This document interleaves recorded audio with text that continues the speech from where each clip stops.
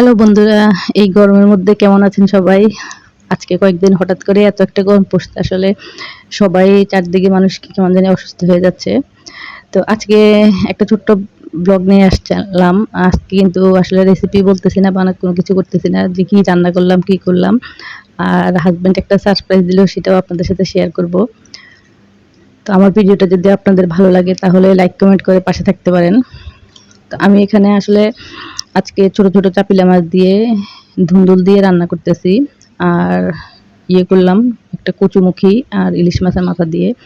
তো এত গরম যেহেতু রান্না বান্না করতেও ভালো লাগতেছে না, চুলার কাছে গেলেই কিন্তু এত একটা অসহ্যকর অবস্থা যে কি বলবো। তারপরে কিন্তু আসলে আমাদের রান্না করতে হবে, রান্না করে খেতে হবে। তো সবকিছু মিলিয়ে কিন্তু মানে শারীরিক কন্ডিশন ভালো না, তারপরেও কিন্তু কাজ তো আসলে করতেই হয় আমাদেরকে।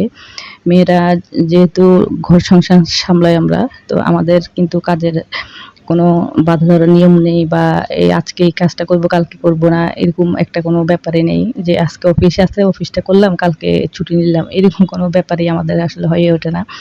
তো কাজ আমাদের করতে হয়, কারণ আমরা যদি একদিন রান্না না করি দেখা যাবে বাসার সবার একটু অসুবিধার মধ্যে পড়তে হয়, আর অসুস্থ হলে কিন্তু আসলে দেখা যায় আরও বেশি সমস্যার মধ্যে পড়তে হয়।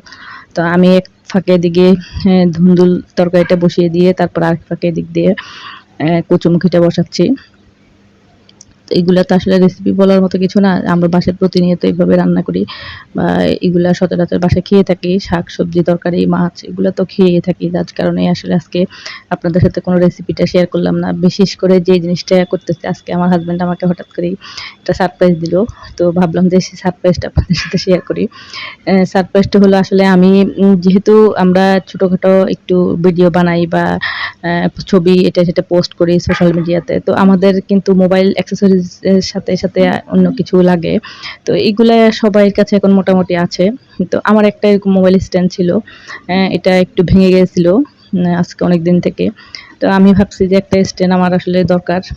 তো আমি ওকে বলছিলাম যে একটা স্ট্যান্ড আমার জন্য নিয়ে এসো বা একটা স্ট্যান্ড কিনতে হবে আমাকে টাকা দিও। তো আর এরপরে আর আমি এটাকে আর এত গুরুত্ব দিই নাই। তো ও আর আসলে খেয়াল ছিল না। তো এমন না যে একটা স্ট্যান্ড অনেক বেশি দাম যে আমি কিনতে পারবো না, এরকম না। কিন্তু আমি ওকে বলছিলাম তা আমার আসলে কিনে দিবে সেই ইয়েতেই আমি রয়ে গেছি। আর আমার নিজেরও খেয়াল ছিল না, ওকেও আসলে বলা হয়নি। তো ওইদিন হঠাৎ করেই বললাম যে আমার তো স্ট্যান্ডটা কিনা হলো না। তো বলল যে আসলে কিনো স্ট্যান্ডটা। তো স্ট্যান্ডটা কিনে দিল। তা আমি আসলে অবাক হলাম আরকি যে মানে স্ট্যান্ডের সাথে সাথে আমার আরো কিছু যে প্রয়োজনীয় জিনিসপত্র দরকার ছিল ওগুলো আসলে কিনে দিয়েছে।